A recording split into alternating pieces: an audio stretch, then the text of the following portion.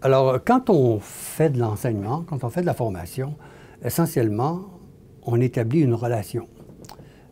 C'est quelque chose qui est difficile.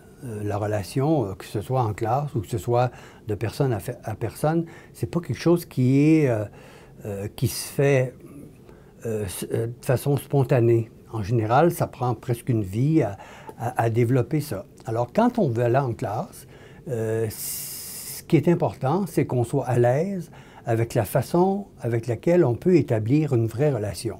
Si on peut établir une vraie relation en donnant un cours magistral, puis que c'est la façon avec laquelle on peut établir le mieux une relation, pour moi, il faut établir ça.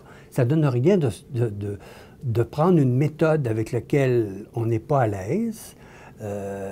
Ça ne veut pas dire qu'il ne faut pas essayer quand on n'est pas à l'aise pour devenir à l'aise, mais tant qu'on n'est pas suffisamment à l'aise pour que la relation soit bonne, il ne faut pas avoir peur de prendre une méthode qui nous convient bien. Puis, on sait bien que comme il n'y a pas de recette magique dans la formation, surtout la formation pour l'action, si c'est transmettre des connaissances, ça peut aller relativement bien. On peut mesurer ça de façon assez fiable et quantitative. Mais quand il s'agit de mesurer une compétence qui va se transmettre par la relation qu'on établit entre un professeur puis entre des étudiants entre eux, là, il faut vraiment que le professeur soit à l'aise et que la classe soit à l'aise et que le happening d'apprentissage se passe. Alors pour moi, il n'y a pas... La méthode des cas, ce n'est pas la méthode, c'est une méthode.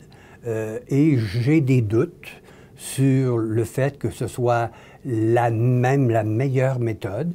Ça peut être la meilleure méthode pour un professeur, puis pour une classe donnée, puis peut-être pour un type d'apprentissage qu'il faut faire, mais ce n'est pas la méthode.